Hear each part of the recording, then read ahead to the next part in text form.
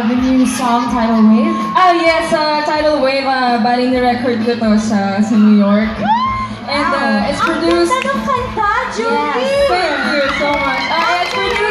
It's produced by Avon Entertainment and distributed by GMA Records. So, But this is going to be part of your upcoming album, upcoming album. And actually, there's gonna be internationally, international release. Wow! International release, Thank you so much, Julia. I'm such a fan. Yes! Yes, I choose for digital download. So, yeah, it's out po. And yung music video, uploaded po siya sa YouTube very, very soon.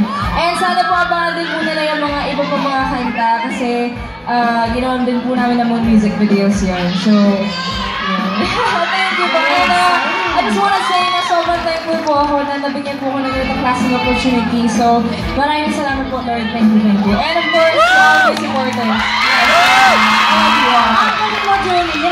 You truly deserve all the blessings. At ito na from Asia's top sweetheart, nandito naman ang GMA's finest pagdating sa comedy. Seth, Beto, John, Boyboy, Malaboy, and Beto. Pasok? Ayan na ako. Mga pare, Kailangan seryosohin natin to. Oo. Ang bibigat ng masundan natin. Kaya nga, hindi lang sa sinundan natin. Ano, Bet? Ano dapat natin gawin? Seryosohin natin. Seryosohin natin. Okay, game ha? Okay. 1, 2, 3, go! Ang bigat! Ang bigat niya! Go!